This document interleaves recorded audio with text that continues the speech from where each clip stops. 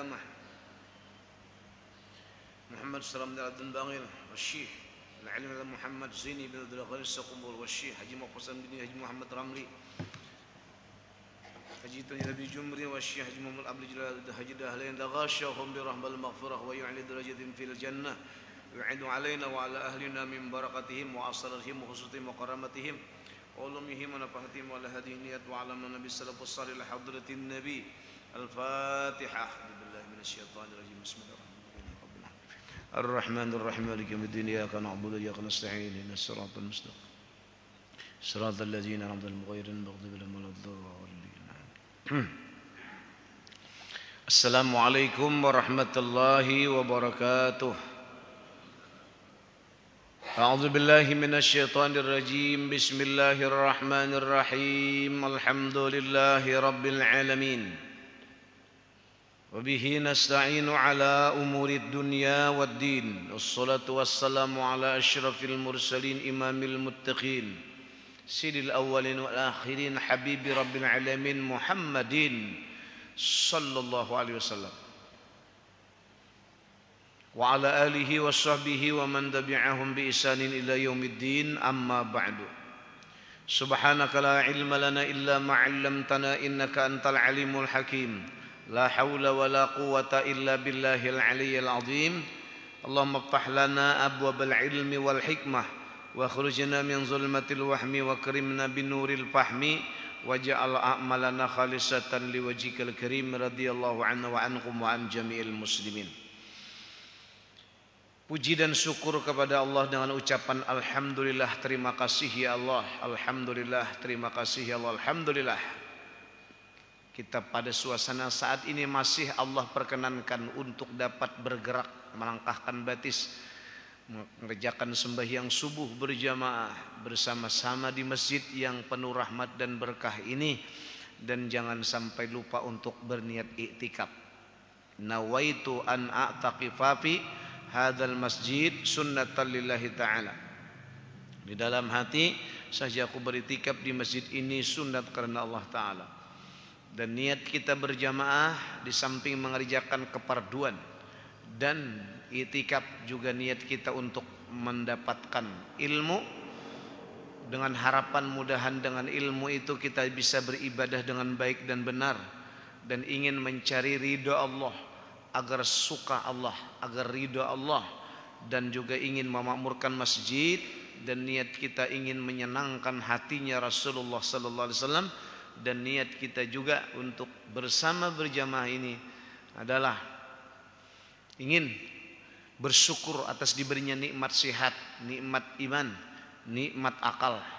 Maka kita berjamaah ini adalah juga niat kita bersama-sama untuk mencari bekal kepulangan kita dalam rangka mempersiapkan akhir kehidupan dunia, karena duniawi pasti akan berakhir.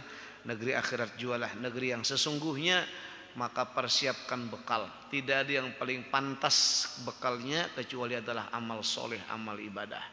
Oleh karena itu semoga kita diistiqamahkan oleh Allah di dalam ibadah sampai akhir hayat, dihiasi juga dengan ibadah. Hembusan napas terakhir pun juga diiringi dengan ibadah zikrullah, dan dalam keadaan husnul khatimah, akhir hayat yang paling baik dan menyenangkan. Mudahan semuanya dapat ampunan, diampuni dosa orang tua, anak, keturunan kita seberataan, dan mudahan semuanya dijauhkan dari bala, wabak, bahaya, selamat dunia akhirat, masuk surga firdaus bigiri hisab, dapat syafaat Nabi Muhammad. Mudahan dikabulkan hajat kita semuanya, amin Allahumma amin, amin ya Allah ya rabbal alamin. Para hadirin jamaah salat subuh yang dimuliakan oleh Allah, kajian kita orang-orang yang akan menghuni neraka yang ke-11. Orang yang akan menghuni neraka adalah orang yang mencari ilmu, orang nuntut ilmu, belajar tidak karena Allah. Rasul bersabda, qala Rasulullah sallallahu alaihi wasallam, man talabal ilma liyujari bihi supah ulama wa yumariya bihi supaha wa yasrifa bihi wujuhan nas ilaihi adkhalahu Allahun nar barang siapa yang mencari ilmu, belajar, tapi tujuannya mencari ilmu, belajar untuk menandingi ulama, untuk menandingi ulama, supaya inya bila ku debat kaina kalah, supaya inya bila kaina ku debat kalah ulama itu. Dan wayumariya bihi supaha, supaya bisa menang berdebat dengan orang yang jahil. Wa yasrifa bihi wujuhan nas, dan yang mencari ilmu agar dihormati orang, agar orang mengaguminya, agar orang banyak belajar kepadanya sehingga banyak pengikut. Adkhalahullahu nara, maka orang yang demikian mencari ilmu, Allah masukkan ia ke dalam api neraka. Allah buat ia ke dalam api neraka. Siapa? Orang yang menuntut ilmu tujuannya seperti demikian, ingin mengalahkan ulama, ingin mendebat orang bodoh supaya menang dalam diskusi, agar orang hormat, agar banyak pengikut. Nah ini dengan tujuan demikian menuntut ilmu akan membuat dirinya dimasukkan ke dalam api neraka. Nah jadi apabila orang itu bangga dengan banyak pengikut, banyak berisi jamaah, nah, itu sesuatu yang membuat tipuan dari syaitan, inya kada merasa.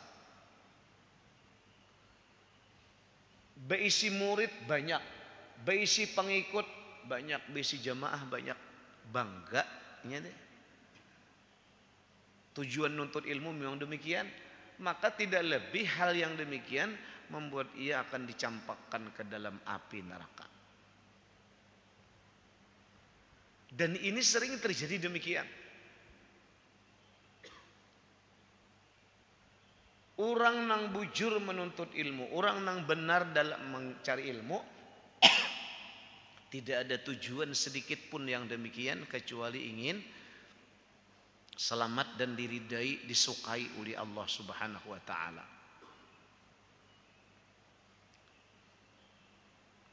Nah, itulah orang mencari akhirat tetapi tujuannya dunia.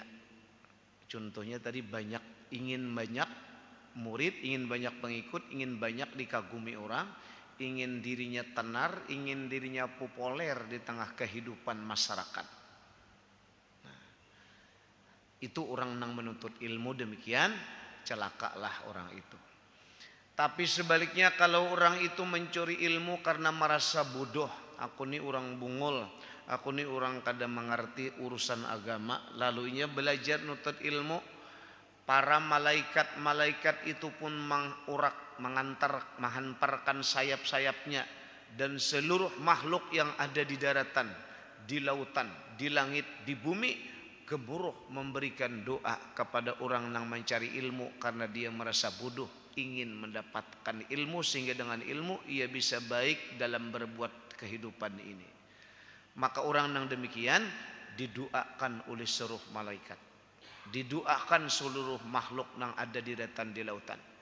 Bahkan Nabi mengatakan, man salaka tariqan yaltamisu fi ilman sahalallahu tariqan ilal jannah.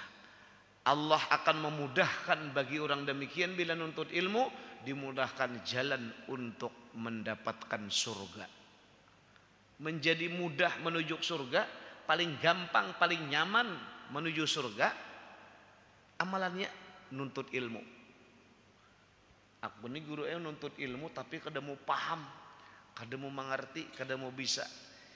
Itu bukan menjadi tujuan utama. Karena paham dan kada paham, mengerti kada mengerti, itu wewenang Allah nang kada bisa dicampuri oleh setiap orang. Tugas kita hanya belajar. Tugas kita hanya mencari ilmu. Tugas kita datang ke majelis. Tugas kita duduk di mana orang pengajian. Itu aja. Nah, amalan nang kayak itu membuat orang gampang masuk surga. Walau kada paham, walau kada ngerti, walau kada bisa. Sahalallahu ujian Nabi, gampang orang itu kelak untuk menuju surga. Hah? Itu hebatnya orang nuntut ilmu.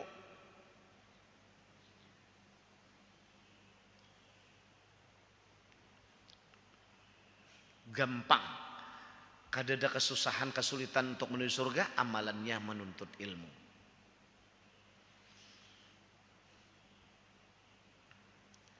Lebih afdal daripada mengerjakan haji dan umrah, lebih afdal daripada puasa sunat, lebih afdal daripada sembahyang 100 rakaat.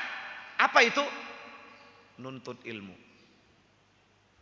1 jam 1 saat nuntut ilmu lebih afdal daripada haji, lebih afdal daripada sembahyang sunat 100 rakaat. Amalannya nuntut ilmu. Duduk di majelis taklim. Nah, jadi kita itu kalau ingin mempersiapkan bekal untuk kepulangan kita agar gampang mudah mencari surga, sering-sering di mana ada majelis kita duduk. Duduk, datang. Yang disebut oleh Nabi dengan raudhah min riyadil jannah, taman-taman surga. Taman surga dunia ialah majelis di mana ada orang ceramah, di mana ada orang pengajian. Cuma ulun perhatikan khususnya di daerah kita Samarinda ini, jamaah pengajian akan banyak kalau ketika pengajian itu ada makanannya. Bila di pengajian itu ada bermakanan, nang datang hendak mati beritaan, datang orang sedikit aja, nang datang tuh sedikit aja orangnya. Tapi bila bermakanan banyak tuh orangnya.